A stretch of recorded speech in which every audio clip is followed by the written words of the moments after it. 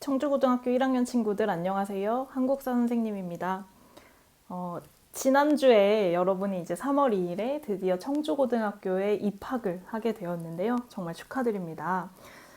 일주일 동안 이제 겨울방학이 끝나고 첫날부터 이제 정상 수업을 해가지고 조금 힘들었을 것 같은데 이번 주 온라인 클래스 수업을 하면서 좀 체력도 좀 회복하고 고등학교 수업에 적응하는 기간이 되시기 바랍니다. 선생님을 아는 친구들도 있고 이제 목소리를 통해서 처음 만난 친구들도 있을 텐데요. 선생님은 1학년 8반 담임 신유진 선생님이고요. 과목은 통합사회랑 한국사를 같이 가르치고 있습니다. 그런데 이제 7, 8, 9반은 통합사회 수업을 하고요. 10, 11, 12는 한국사 수업을 하는데요. 이제 1학년 전체 온라인 클래스 기간에는 선생님이 이렇게 영상을 찍어서 올리게 되었습니다. 그래서 이제 온라인 수업에서만 만나는 친구들도 있을 것 같아요. 그래도 이제 왔다 갔다 하면서 보면 반갑게 인사해 주시기 바랍니다. 선생님이 이제 수업에 들어가기 전에 간단하게 설명을 드릴게요. 지금 온라인 클래스에 가장 첫 번째 강의에 학습지가 아마 올라가 있을 텐데요. 학습지 파일이 2개입니다. 이렇게 생긴 학습지가 있고요. 1단원 학습지가 있고요. 그 다음에 한눈에 보기 학습지가 있는데요. 수업 방식은 일단 한눈에 보기라는 이 학습지는 내용을 자세하게 설명하진 않지만 그 시대의 전반적인 내용을 간략하게 먼저 짚고 흐름을 정리하는 학습지이고요. 그 다음에 요 1단원 학습지, 그 다음에 뭐 2단원, 3단원 학습지는 조금 더 내용을 자세하게 교과서를 토대로 정리한 내용입니다.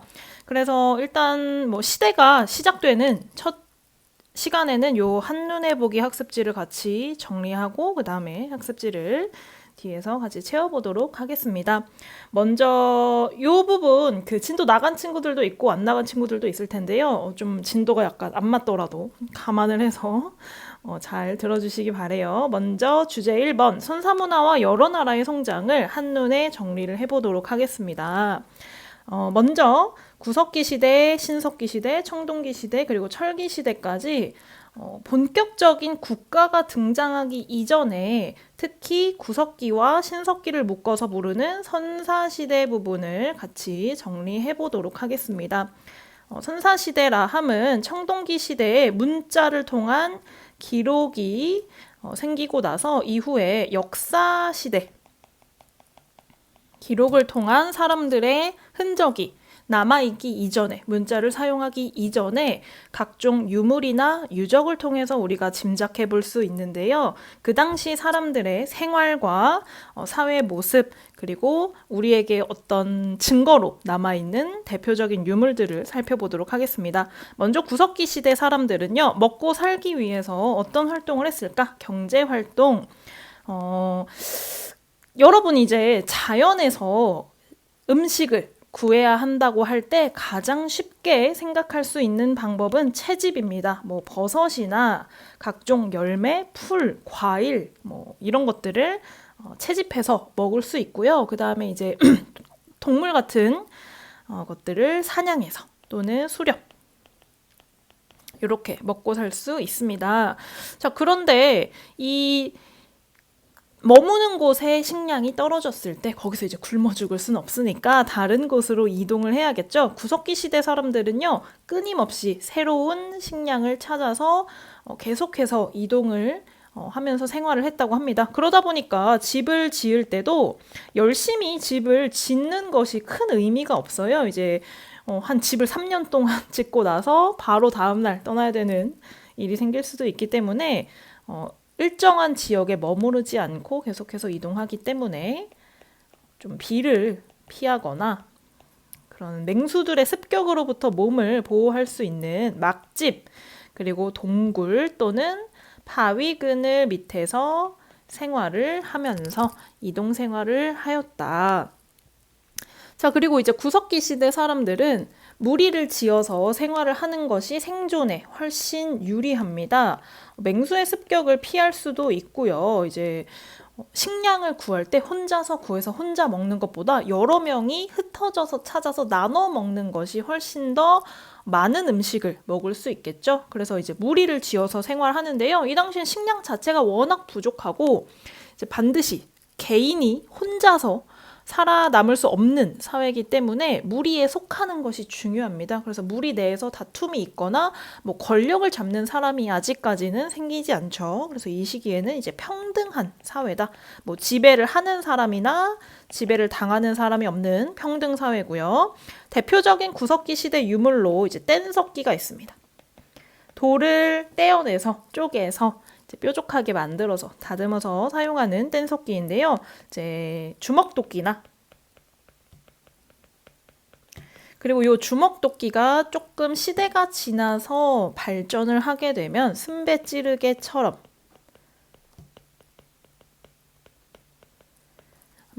다양한 용도를 가진 그 유물이 발견이 되고요.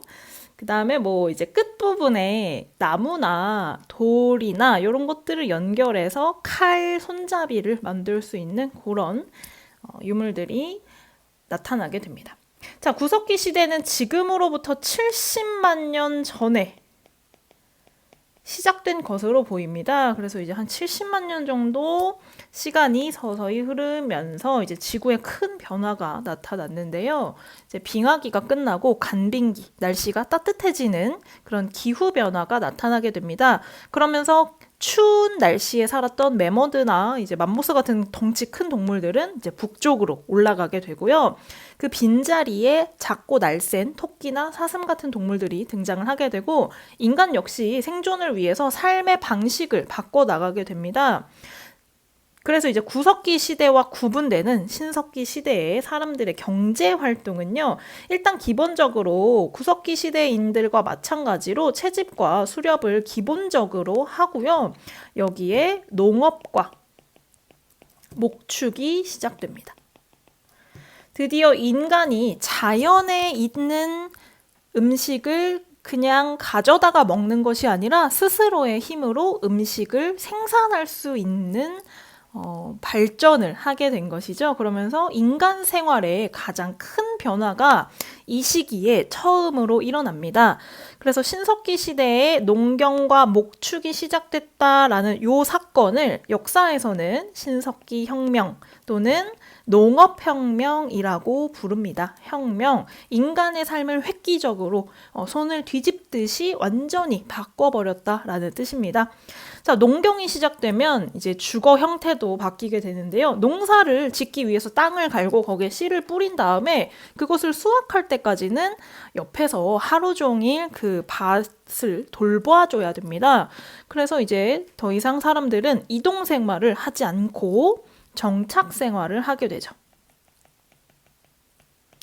그러면서 이제 집도 조금 더 안전하고 살만하게 바꾸게 되는데요. 이제 신석기 시대의 대표적인 주거 형태 움집이 등장하게 됩니다. 자, 그리고 이제 사람들이 정착을 하게 되면서 가족이라는 개념이 생기게 돼요. 또 이 가족이 모여서 부족이라는 개념이 생기게 됩니다. 자, 하지만 농업을 시작했다고 해서 하루아침에 식량이 엄청 풍부해진 것은 또 아니기 때문에 아직까지 식량이 부족하고 또 이제 서로 협동을 해서 살아가야 되기 때문에 이때도 여전히 평등한 사회가 유지되었다. 네, 이런 이야기가 있어요. 우리가 이제 뒤에서 살펴보겠지만 청동기 시대에 이제 본격적으로 지배자라는 사람이 생겼는데 신석기 시대나 구석기 시대에도 무리를 이끄는 리더가 있었습니다. 하지만 뭐 그 사람이 다른 사람을 노예처럼 부리거나 뭐 폭력을 행사하거나 이렇게 억압하는 구조가 아니라 조금 나이가 있고 삶의 연륜이 있는 사람들이 지도자의 역할, 리더의 역할을 했지만 아직까지 뭐 계급이 나눠지거나 이런 것은 아니었습니다. 자, 그리고 이제 농사를 짓기 때문에 사람들이 날씨나 자연 환경에 굉장히 많은 관심을 가지게 돼요. 비가 너무 많이 와도 안 되고 비가 안 와도 안 되고 태풍이 불거나 벼락이 치거나 이런 자연 환경에 굉장히 관심을 갖게 되면서 이제 인간이 자연 환경을 아직까지는 설명을 해낼 수 없기 때문에 상상의 영역에 맡기게 됩니다. 왜 비가 내릴까? 왜 벼락이 칠까? 이런 것들을 상상으로 이제 설명을 한 거죠. 그러면서 원시적인 종교가 출현하게 됩니다. 대표적으로 이제 애니미즘이나 토테미즘이나 그 다음에 이제 샤머니즘 이런 것들이 등장을 하게 되는 것이죠. 자, 그리고 이제 신석기 시대의 가장 대표적인 유물로는요, 간석기가 있습니다. 이제는 석기도 그냥 단순히 돌을 쪼개서 사용하는 게 아니라 좀 더 다양한 용도의 좀 더 정교한 모습으로 등장을 하게 되는데요. 간석기의 대표적인 모습으로는, 대표적인 유물로는 뭐 돌괭이나 갈돌, 갈판 이런 것들이 있습니다. 여기 이제 갈이 들어갔습니다. 갈아서 만든 돌, 갈아서 만든 판, 그리고 뭐라 그러지? 목적 역시, 사용하는 용도 역시 이제 곡식을 갈기 위해서, 도토리를 가루를 내기 위해서 사용하는 것이기 때문에 이런 명칭이 붙고요. 그 다음에 농사를 짓게 되면 많은 양의 식량이 한순간에 이제 많이 갑자기 딱 그 한 번에 생기게 됩니다. 근데 그것을 하루 아침에 다 먹고 끝내는 게 아니라 이제 조금씩 저장을 해놨다가 나눠서 먹어야 되잖아요. 저장을 하기 위해, 식량을 저장하기 위해 등장한 것이 바로 토기입니다. 대표적인 토기 많이 들어보셨죠? 빗살무늬 토기가 신석기 시대의 대표적인 토기이고요. 그 다음에 이 시대에 남아있는 유물 중에 이제 뼈로 만든, 동물 뼈로 만든 뼈바늘이나 가락바퀴가 발굴이 됩니다. 이 뼈바늘과 가락바퀴는요, 이제 가죽을 이용해서 실과 바늘을 통해서 옷을 만들어서 입었을 것이다 라는 것을 보여주는 또 대표적인 유물입니다. 자, 이렇게 신석기 시대는요, 이제 한반도에서는 대략 한 7,000년경 전, 7,000년 전 쯤에 시작이 된 것으로 보고 있습니다. 이제 이런 각종 유적이나 유물을 통해서. 그러다가 이제 본격적으로 우리나라에도 청동기 시대가 시작이 되는데요. 청동기 시대가 되면 어떤 사회 변화가 일어나느냐? 신석기 시대부터 시작된 농경이 한층 더 발달을 하게 됩니다. 사람들도 농사를 처음 시작했을 때는 정말 아주 기초적인 지식만 가지고 있었겠죠. 근데 이제 여러분 혹시 농사를 지어보셨는지 아시겠지만 뭐 풀이나 꽃을 키울 때도 그 환경을 아주 적합하게 만들어줘야 잘 자라잖아요. 물을 너무 많이 줘도 안 되고 물을 너무 안 줘도 안 되고 햇빛이 많을 때 잘 자라는 것과 햇빛이 없을 때 잘 자라는 이런 것들이 굉장히 다양한데 이제 시간이 지나면서 인간에게 지혜가 쌓입니다. 노하우가 쌓이면서 청동기 시대가 되면 사람들이 농사를 이전보다 훨씬 더 잘 짓게 돼요. 그러면서 농업 생산량이 증가하게 됩니다. 농업 생산량이 증가하게 됐다는 것은 예를 들면 예전에는 쌀 하나를 심었을 때 거기서 수확을 할 때 2알을 수확했다면 이제는 각종 노하우가 곁들여져서 쌀 하나를 심으면 10개를 생산하게 되는 이런 농업 생산량이 증가했다는 것이죠. 그러다 보니까 예전보다 식량이 좀 풍부해졌고요. 그리고 먹고 남는 것이 생깁니다. 먹고 남는 것, 이것을 무엇이라고 하냐? 잉여 생산물이라고 합니다. 자, 남는 것은 이제 어떻게 처리해야 할까요? 인간에게는요, 본능적으로 욕심이라는 게 있습니다. 저것을 내가 가지고 싶다. 남의 떡이 더 커 보인다. 뭐 이런 이야기 들어보셨죠? 잉여 생산물을 두고 다툼이 시작되고요. 누군가의 것을 뺏고 빼앗기는, 그리고 그것이 자신의 것, 우리 모두의 것이 아니라 나 개인의 소유가 되는 사유재산의 개념이 생기게 됩니다. 옛날에는 신석기 시대나 구석기 시대에는 평등사회이기 때문에 음식을 구해오면 그걸 다 똑같이 나누어 먹었어야 했어요. 그래야지 자기도 살고 우리 무리가 살 수 있기 때문에. 그런데 이제 청동기 시대에는 다 똑같이 나누고도 남는 것이 생기는 거야. 다 똑같이 먹을 만큼 나눴는데 그러고도 남는 게 생기면 누군가는 그것에 대해서 이제 욕심을 부리게 되는 것이죠. 자, 그리고 이제 농경이 발달한 증거로 일부 지역에서 벼농사를 지은 흔적이 남아 있습니다. 이전에는 밭농사, 그냥 맨 땅에다가 흙을 갈아서 씨앗을 뿌리는 형태였다면 이제는 논이라는 것을 만들어서 논을 파고 그 안에 물을 대고 물을 빼서 벼를 길렀던 흔적이 남아있기 때문에 훨씬 더 농사 레벨이 올랐다라고 볼 수 있겠죠. 자, 그리고 이제 주거 형태 같은 경우는 신석기 혁명 이후부터 계속해서 쭉 정착 생활을 하게 되고요. 지배 형태는 조금씩 바뀌어서 오늘날에 이르게 되지만 오늘날도 우리가 정착 생활을 하고 있지 않습니까? 이렇게 쭉 이어지게 되고요. 청동기 시대의 가장 대표적인 내용으로 보자면 요거를 살짝 줄일게요. 지금 너무 크게 써놨네요, 선생님이. 자, 이렇게 줄이고 돌멩이의 디귿이 날아갔죠. 자, 청동기 시대의 가장 중요한 사회 변화라고 한다면 계급이 발생했다는 것입니다. 계급 어떻게 발생을 했냐? 사람들 위에서 사람을 지배하는 사람과 지배를 당하는 사람으로 나누어지게 됩니다. 지배하는 사람은요, 무리 군자에 우두머리 장자라고 해서 군장이라고 부릅니다. 군장, 왕과 같은 개념이죠. 자, 그리고 이 군장이 다스리는 사람들은 또 다시 평민 또는 노예로 나뉘게 됩니다. 이때부터 이제 노예라는 개념이 생기게 되는데요.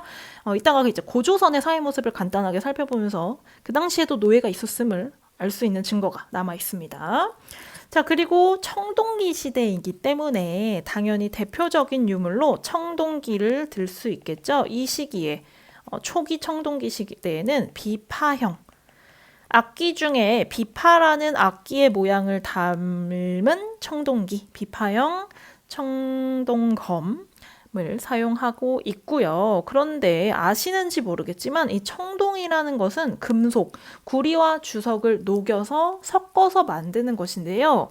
일단 구리랑 주석이라는 것이 흔하게 구할 수 있는 것이 아니에요. 굉장히 좀 희소하고 그리고 그것을 녹여서 모양을 만들어내는데 굉장히 많은 지식과 노하우와 어떤 정교함이 필요합니다. 그러니까 아무나 가질 수 없겠죠. 이 청동기는 주로 누구를 위해서 만들었냐? 군장을 위해서 만든 겁니다.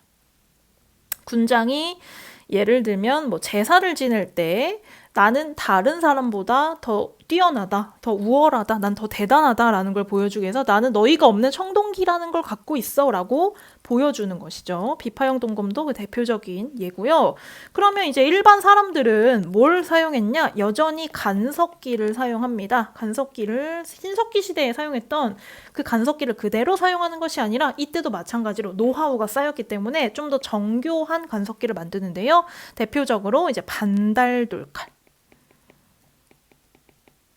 요것이 이제 사용이 되는 거죠. 그래서 이제 문제 같은데 이런 식으로 잘 나와요.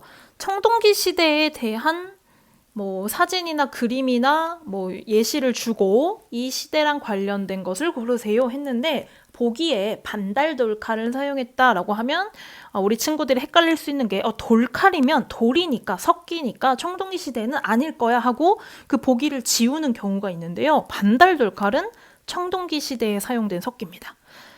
석기 시대가 이제 끝났다고 해서 석기를 쓰지 않는 것이 아니라는 점, 청동기 시대도 여전히 일반 사람들은 간석기를 더 많이 사용했다는 점을 꼭 기억해 주시기 바래요. 자, 그리고 이제 토기도 한 단계 더 발전해서 민무늬 토기, 아무런 무늬가 없는 토기가 사용이 되기도 하고요. 그 다음에 이 군장의 위대함을 보여주는 대표적인 유물로 군장의 무덤인 고인돌이 등장을 하게 됩니다. 고인돌 보셔서 아시는지 모르겠지만 일단 크기도 굉장히 다양하지만 어쨌든 무거운 돌을 옮겨서 만드는 것이기 때문에 누구 혼자 그걸 만들 이유가 무엇이냐? 혼자서 만들 수도 없고 그렇게 힘든 걸 여러 명에서 만드는 이유가 무엇이냐? 어떤 지배자의 힘을 보여주는 대표적인 유물입니다. 지배자가 죽었을 때 그의 무덤을 이제 크고 화려하게 만들수록 지배자의 힘이 강했다는 걸 보여주는 예시거든요.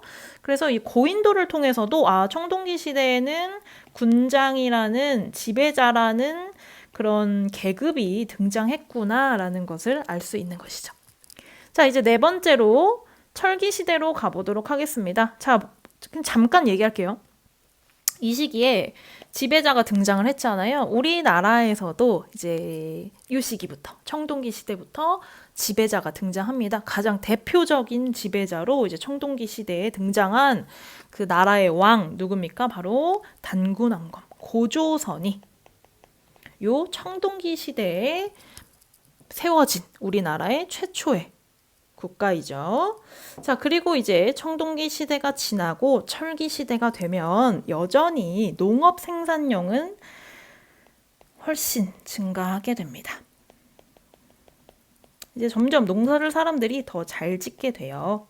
그리고 이제 여기에 크게 기여를 한 게 뭐냐면 철기 시대니까 이제 석기보다는 뭘 더 쓰냐면 철로 만든 농기구를 씁니다. 이제 뭐 우리가 옆에서 흔하게 찾아볼 수 있는 낫이나 호미, 뭐 괭이, 뭐 이런 뭐라 그러지? 이런 것들 철로 만들면 뭐가 더 좋냐면 돌보다 훨씬 날카롭고 튼튼하고요. 모양을 자유자재로 만들 수가 있어요. 좀 더 정교하고 세밀하게. 그렇기 때문에 농사를 짓는데 훨씬 더 큰 도움이 된다.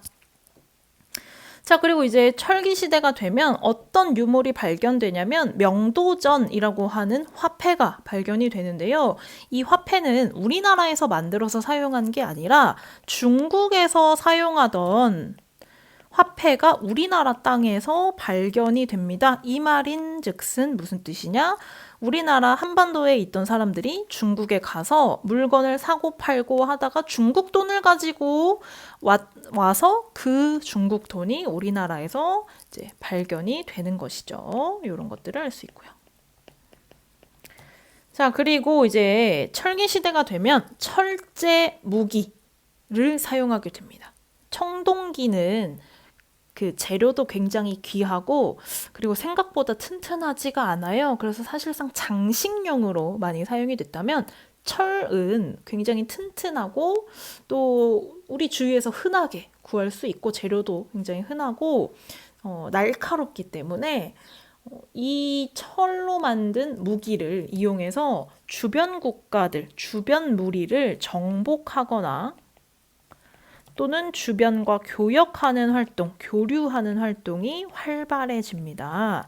그러면서 이제 정복을 만약에 하게 되면 또는 전쟁이 일어나게 되면 A 마을과 B 마을이 이제 전쟁을 일으키게 되면 그 중에 이제 이긴 집단이 그 B 마을을 흡수를 하는 것이죠. 그러면서 점점 더 거대한 무리가 형성이 되고요.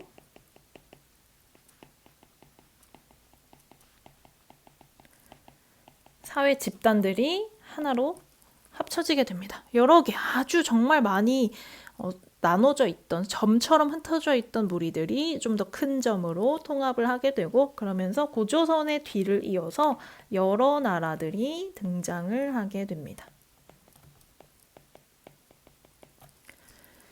자, 철기 시대의 대표적인 유물로는요. 이 시기에도 놀랍게도 청동기가 아직도 남아 있습니다. 그런데 아까도 말했지만 청동기는 사실상 장식용이라고 했죠. 근데 모양이 조금 바뀌어요. 조금 가느다래집니다. 비파형 동검보다 좀 가느다랗다 해서 가늘 세자를 써서 세형 동검을 사용을 하게 되고요. 그 다음에 철기 시대이기 때문에 철기를 사용하게 되는데요. 이제 농기구나 무기를 사용하면서 농업도 발달했고 전쟁도 활발해졌다. 이것이 철기 시대 특징이다. 자, 여기까지 정리해봤습니다.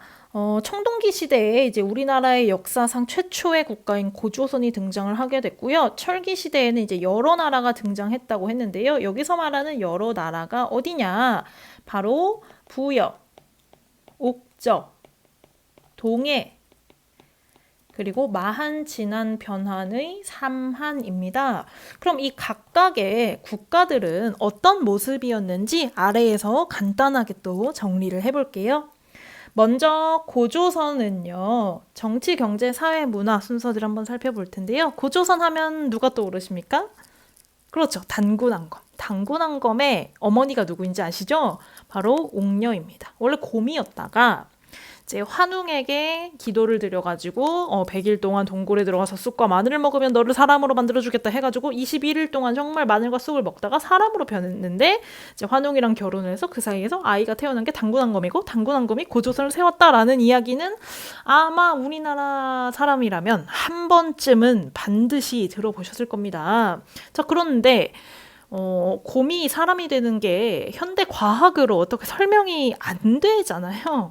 그 당시도 마찬가지입니다. 그럴 수가 없죠. 그런데 그런 이야기가 남아 있는 것은 그것이 실제로 일어난 것이 아니라 약간 좀 각색해서 좀 그럴듯하게 좀 뭔가 신비롭게 이렇게 이야기를 꾸며낸 건데요. 그런 이야기가 있으면 사람들이 이제 후대 사람들이 우리 부족은 곰이 사람이 된 부족이야 라고 하면서 이제 좀 자부심도 가질 수 있고 다른 부족과 이제 구별이 되는 그런 역할을 하게 됩니다.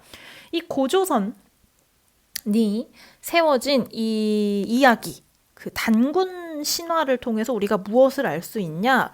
고조선이라는 국가는요, 환웅이라고 하는 하늘에서 내려왔다고 우기는 주장하는 그 무리와 그 다음에 곰을 자신의 부족신으로 이것을 토템이라고 부르는데요. 곰을 토템으로 숭배하는 집단이 결합을 해서 단군왕검이라는 공통의 지배자를 두게 되었다라는 것을 이야기로 바꾼 겁니다. 그래서 이게 사실은 진실이고 그것은 뭐랄까 전설 같은 것이죠. 자, 그리고 이제 그 고조선 그 단군 신화를 보면 이런 구절이 나와요. 환웅이 사실은 하늘에서 살고 있다가 이제 맨날 이제 땅을 내려다 보니까 구름 사이로 땅을 내려다 보니까 환웅의 아버지인 환인이 너 그 땅에 관심이 있니? 그럼 네가 한번 내려가서 정치를 한번 해봐 하면서 자신의 아들 옆에다가 3명을 신하로 붙여주고 그 4명이 무리를 이끌고 내려오게 되는 건데요. 거기서 환웅을 따라서 내려온 사람들이 누구냐? 풍백, 운사, 우사라고 하는 사람들입니다. 이 사람들의 능력은요. 바람과 구름과 비를 조종할 수 있어요. 자, 그런데 바람과 비와 구름을 조정할 수 있는 사람이 실제로는 사실 없습니다. 기상청도 못하는 일을 인간이 할 수가 없겠죠. 자, 그런데 그런 이야기가 남아있는 게 무슨 뜻이다? 바람과 구름과 비가 왜 중요할까요? 농사 지를 때 중요합니다. 그래서 이 시기에도 농경사회였구나. 그래서 어떤 상상 속에서 그 바람과 구름과 비를 조종하는 사람이 있다면 어떨까라는 상상을 이야기로 만든 것이다. 그래서 고조선은 농경사회였을 것이다 라는 걸 추론할 수 있고요. 고조선에 대한 기록이 남아있는데 그 중에 이제 대표적으로 사회 모습을 알 수 있는 게 팔조법입니다. 이 팔조법에 대한 내용은 우리 교과서를 통해서 한번 살펴볼게요.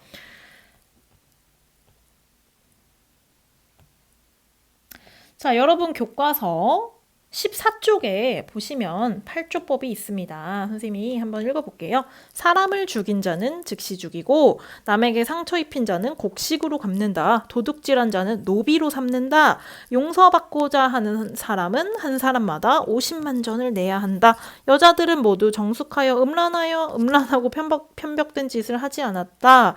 라고 하는데요. 이를 통해서 알 수 있는 것은 일단 고조선은요. 사람을 죽이면 죽여야 돼. 똑같이 눈에는 눈, 이에는 이. 반대로 말한다면 너의 생명이 소중하면 다른 사람의 생명을 소중하게 여겨라 라고 하는 것이죠. 그리고 노비의 존재가 있습니다. 노비인 사람과 노비가 아닌 사람으로 나누어진다는 것이죠. 계급이 발생했다는 겁니다. 신분이 있다는 것입니다. 그리고 50만 전이라고 하는 벌금을 내야 된다고 해요. 이것은 사람마다 가지고 있는 돈이 있다는 것이죠.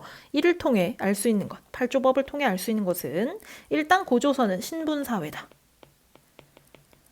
노비라는 계급이 있고 노비가 아닌 사람이 있으니까요. 그리고 사람을 죽이지 말라고 하는 것은 그 사람의 생명과 노동력을 중시했기 때문입니다. 그리고 사람들한테 사유재산이 있었다라는 것을 팔조법을 통해서 거꾸로 추론해 볼 수 있는 것이죠. 자, 그리고 문화적인 측면에서 보면요. 이 단군 왕검이라는 존재가 뜻하는 것이 있습니다. 단군은요, 이제 그 어원을 거슬러 올라가면 이제 무당이라는 뜻이래요. 제사를 지내는, 하늘에 제사를 지내는 우두머리이고요. 왕검이라는 뜻은요, 무리의 우두머리, 군장, 정치적인 지배자라는 뜻이라고 합니다. 그래서 이를 통해서 고조선은 제사와 정치가 일치하는 사회였구나라는 것을 알 수 있죠. 재정일치의 사회다. 자, 이 고조선이 이제 그 기록에 따르면 기원전 2333년에 지어져서 기원전 108년에 중국의 한나라에 의해서 멸망을 하게 되었다라고 전해지는데요. 사실 고조선의 시작이 기원전 2333년이라는 기록에 대해서는 그 유물이나 유적의 그 흔적과 좀 일치되지 않는 부분이 있어서 조금 의심을 해봐야 됩니다. 그런데 이제 멸망한 시기는 이제 좀 정확하다고 볼 수 있는데요. 기원전 108년에 한나라의 무제라는 황제, 중국의 황제가 고조선을 공격했고 그로써 한 1년 정도 버티다가 고조선이 멸망을 했다. 이렇게 기억을 하시면 됩니다. 그 이후에 한반도에 등장한 여러 나라를 이제 살펴볼 텐데요. 고조선 시기가 고조선이 처음에는 이제 청동기 시대에 나라를 세웠다가 중간에 중국에서 철제 무기를 수입해와요. 철기 시대가 시작이 된 겁니다. 그러면서 부여, 고구려, 옥저, 동해, 사마는 철기 시대 나라가 세워졌다라는 것을 기본적으로 깔고 가시고요. 각각의 국가를 한번 지도에서 살펴보도록 하겠습니다. 여러분 교과서 15쪽 보시면요. 여러 나라의 지도가 나와 있는데요. 이 위치를 꼭 기억해 두시기 바랍니다. 문제에 잘 나와요. 수능에도 잘 나오고요. 부여는 지금 한반도 내부는 아니지만 중국의 이제 만주 평야에 드넓은 이 숭화강이 흐르는 그 평야지대에 나라를 세웠고요. 고구려는 이제 초반에는 졸본의 수도를 세웠다가 나중에 이제 국내성으로 수도를 바꾸게 됩니다. 여기 그 두만강과 압록강 그 경계에 국가를 세우게 되고요. 그 다음에 이제 지금은 북한 땅인데요. 여기 동해 지역에 옥저와 동해라는 국가가 세워졌고요. 지금 이제 우리가 살고 있는 땅이죠. 충청도, 전라도, 경상도 지역에는 각각 마한, 진안, 변한이 세워지게 되어서 이렇게 총 하나, 둘, 셋, 넷, 다섯, 여섯, 7개의 국가가 한반도 전역에 설립이 되었다. 자, 이 각각의 이 나라들은요, 일단 위치를 꼭 기억하셔야 되고요. 그 다음에 중요한 것은 각 나라의 사회와 문화입니다. 특히 문화 부분이 수능에 굉장히 자주 나왔던 파트인데요. 한번 간단하게 살펴볼게요. 일단 부여는요, 연맹왕국으로 시작을 하게 됩니다. 소규모 집단들, 여러 개의 집단들이 연맹, 동맹을 맺어서 하나의 국가를 형성한 건데요. 소규모 집단의 우두머리도 아직 자신의 그 집단에서 대장 역할을 하지만 그 대장들이 모여 있을 때 그 대장 중에 대장, 왕을 뽑게 됩니다. 그래서 왕국입니다. 왕이 있기 때문에. 자, 하지만 그 마을 또는 집단의 우두머리는 아직까지도 왕과 비슷한 힘을, 권력을 가지고 있어요. 그 사람들을 뭐라고 불렀냐? 마가, 우가, 저가, 구가라고 하는 말, 소, 돼지, 개의 이름을 딴 우두머리들이 이 왕이라는 사람과 힘을 합쳐서 부여를 이끌어가는 사람들입니다.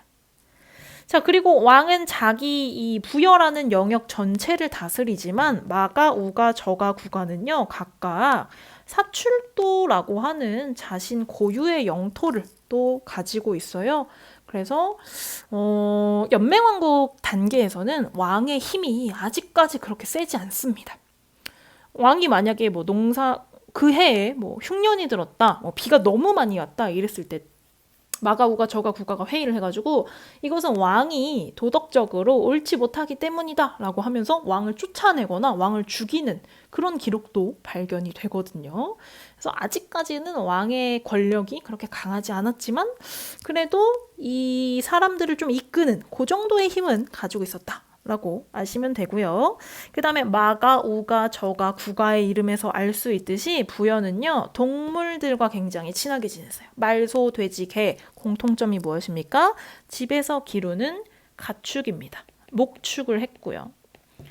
농사도 물론 지었습니다. 수렵도 했습니다. 사냥도 했습니다.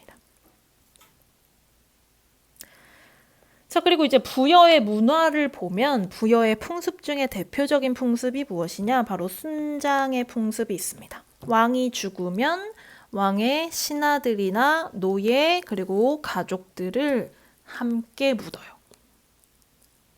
죽여서 묻기도 하고 산채로 묻기도 하는데 죽어서도 그 저 세상에 가서도 왕을 이제 모시라는 뜻이죠. 그만큼 왕의 힘이 또 한편으로는 또 강했다라는 걸 또 보여주는 풍습이기도 합니다. 그 다음에 이 부여, 고구려, 옥조, 동해, 사마는요, 공통적으로 하늘에 제사를 지내는 풍습이 있었어요. 하늘에 왜 제사를 지낼까요?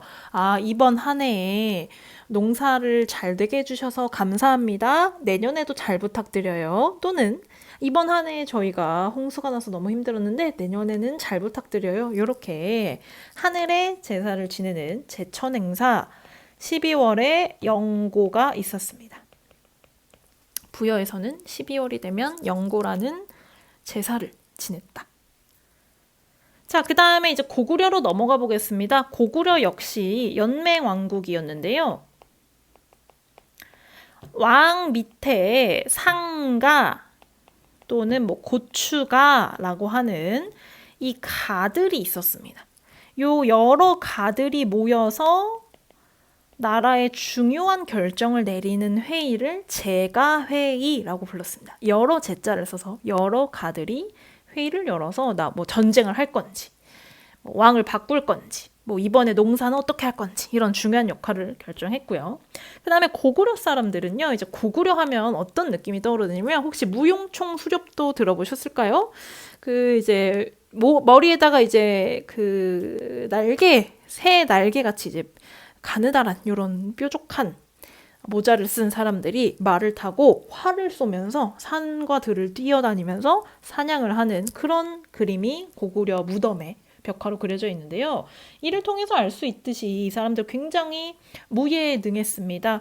왜냐면 일단 고구려가 세워진 그 땅은요, 산이 많고 농사 짓기에 그렇게 적합한 곳이 아니에요. 그래서 물론 농사를 짓기도 했고요. 목축을 하기도 했지만 주변 지역에 대한 약탈이 굉장히 낮았습니다. 특히 옥저 동해 가까이 있었잖아요. 지도 한번 보시면 옥저 동해 쪽으로 내려가서 약탈을 하면서 좀 이렇게 필요한 것들을 가져왔다. 자, 그리고 이제 고구려의 풍속 중에 대표적인 풍속이 있다면 무엇일까? 서옥제라고 합니다. 서옥제라 함은 결혼을 할 때, 결혼 풍습인데요. 결혼을 할 때 남성이 여성의 집 뒤에 서옥이라는 조그마한 집을 짓고 거기서 신혼생활을 하는 겁니다. 처갓집 뒤에다가 집을 짓고 살면서 거기서 이제 아이가 태어나서 아이가 좀 자랄 때까지 한 10년 정도는 처가 생활을 하는 것이죠. 그런 풍습을 서옥제라고 하고요. 고구려 역시 제천 행사를 열었습니다. 10월에 동맹. 자, 그럼 이제 밑으로 내려가 볼게요. 옥저와 동해는 좀 위치가 비슷하기 때문에 묶어서 살펴보는데요. 일단 고구려 부여와 다르게 옥저 동해는요, 왕이 없어요. 대신에 무리를 이끄는 군장들만 있습니다. 군장의 명칭은요, 읍군 또는 삼로라고 불렀는데요. 사실 쉽게 얘기하면 앞에서 말한 마가, 우가, 저가, 구가, 상가, 고추가도 읍군이나 삼로처럼 각 마을의 우두머리예요. 군장이에요. 그런데 부여랑 고구려는 그 군장들이 모여서 그 중에 대표인 왕을 한 명 뽑은 거고요. 그 왕이 전체를 지배한다면 옥저랑 동해 그리고 뒤에서 볼 사마는 왕이 없고 그냥 조금 흩어져서 각자가 자신의 영역을 따로따로 지배하는 그런 형태입니다. 하지만 뭐 전쟁이 나거나 뭐 외교를 해야 할 때는 이제 모여서 회의를 열긴 했지만 기본적으로는 군장 한 명이 마을 하나를 다스리는 그런 체제였다.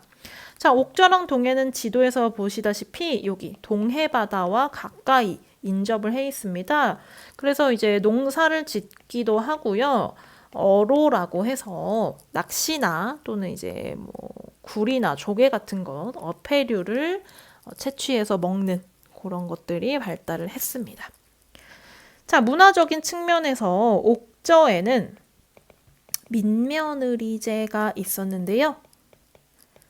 요거는 고구려의 서옥제와 반대로 여성이 아주 어릴 때, 어린이일 때, 한 뭐 10살 안팎일 때 결혼을 약속한 남성의 집에 가서 사는 겁니다. 그래서 이제 성인이 될 때까지 그 남자 집에서 먹여주고, 입혀주고, 재워주고, 키워요. 그래서 다 크면, 성인이 되면 결혼을 하는 그런 풍습입니다. 자, 그리고 이제 동해에는요, 책화라고 하는 풍습이 있었는데요. 각각의 군장들이 다스리는 구역이 정해져 있다 보니까 남의 영역에 함부로 침입을 하면 안 돼요. 그렇게 침입을 했을 때 벌을 주는 것을 책화라고 부르고요. 결혼을 할 때 이렇게 구분이 굉장히 뚜렷하다 그랬잖아요. 그래서 자신의 마을 안에서 결혼을 하는 것이 아니라 반드시 바깥 마을 사람과 결혼을 하는 풍습이 있었다고 합니다. 족외혼이라고 하는 거죠. 부족 바깥에서 결혼을 한다. 그리고 동해에는 무천이라고 하는 제천 행사가 10월에 열렸습니다. 선생님, 옥저에는 제천 행사가 없나요? 알 수 없습니다. 그 기록이 남아있지 않기 때문에 아마 있었을 것으로 추정은 되는데 정확히 명칭이라던가 뭐 언제 어디서 어떻게 했는지 그런 기록이 남아있지 않기 때문에 우리가 확실하지 않은 걸 역사에서 배울 수는 없잖아요. 그래서 있었겠지만 기록상으로 아직 확인되지 않았다. 자, 이제 사만으로 한번 가보겠습니다. 사만 역시 군장 국가인데요. 이 사만 지역의 군장은 신지 또는 읍차라고 불렸습니다. 자, 그런데 이제 여러 마을이 이렇게 쪼개져서 마한 진한 변환을 이루고 있는데 그 중에서도 조금 힘이 센 국가가 어디였냐면 마한의 목지국이라는 나라가 그 사만 중에서 조금 권력이 셌어요. 땅도 넓고. 그래서 마한 목지국이 좀 주도를 하는 입장이었고요. 사만 같은 경우에는 일단 흔적으로 봤을 때 농사가 굉장히 발달했습니다. 왜냐면 이 지역 평야가 일단 많고요. 그 우리나라 한반도에서도 남쪽 지역, 특히 전라도 지역은 곡창지대이기 때문에 평야, 땅이 일단 기름지고요. 물도 굉장히 풍부해서 벼농사를 좀 일찍부터 시작한 것으로 보여요. 그리고 여기 변한 지역에는 또 뭐가 유명했냐? 철이 굉장히 많았습니다. 철 생산이 굉장히 많았다. 그래서 이제 뭐 부여나 일본, 중국까지 이 변한 지역에 철을 수출할 정도로 철 생산량이 굉장히 풍부하고 또 철을 다루는 기술이 뛰어났다고 해요. 자, 그리고 이제 사만은 다른 국가들과 달리 좀 특징적인 그런 모습이 있는데요. 재정이 분리된 사회였습니다. 요것을 여기다 적어도 괜찮겠죠? 재정 분리 어떻게 알 수 있냐? 이 군장과 달리 하늘의 제사를 지내는 천군이라는 사람이 따로 있었어요. 다른 나라, 뭐 부여, 고구려, 옥저, 동해는요, 이런 제천 행사를 다 왕이 주도를 했거든요. 그런데 사만에서는 천군이라는 사람이 제사를 따로 지었고, 그리고 이 천군이 다스리는 지역이 따로 있었습니다. 소도라는 지역이 있어서 이 구역은 신성한 구역이기 때문에 왕이라고 할지라도 군장이라고 할지라도 함부로 침입을 할 수가 없습니다. 함부로 침범을 할 수가 없습니다. 그래서 제사를 지내는 사람과 정치를 하는 사람이 분리되어 있었다라는 것 기억해 주시고요. 그리고 이제 사만 같은 경우에는 5월과 10월에 두 차례에 걸쳐서 제천 행사를 열었습니다. 그래서 계절제라고 부르는 것이죠. 자, 여기까지 선사시대부터 부여, 고구려, 옥조, 동해, 사만 여러 나라까지 쭉 한 번에 정리해봤는데요. 1단원 학습지 첫 번째 장 빈칸만 간단히 채우고 이번 영상 끝낼게요.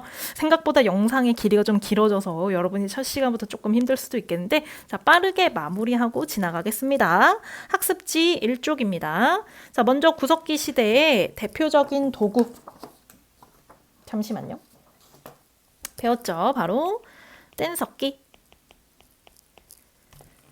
그리고 뭐 경제, 사회에서는 이동생활 했고요. 신석기 시대의 대표적인 도구, 간석기, 그리고 토기, 빗살무늬 토기를 사용했다. 그리고 신석기 시대 가장 핵심적인 변화, 농사를 지었다. 신석기 혁명. 그리고 농사를 위해서 정착 생활을 했다.